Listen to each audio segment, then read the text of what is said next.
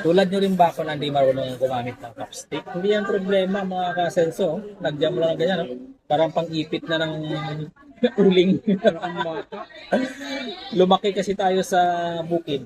Yan, hindi tayo marunong gumamit nitong kawayan na to. Ito lang, lagyan mo lang ng tissue. Yan, tips for the day. Tandaan nyo yan. Hindi lang.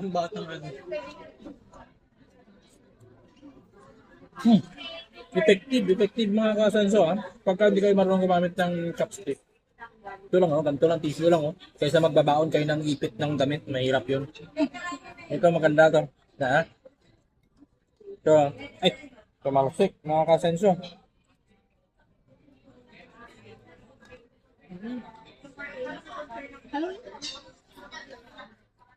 Effective mga kasenso. Nagamit ko lang Next days, nasa farm na po ako.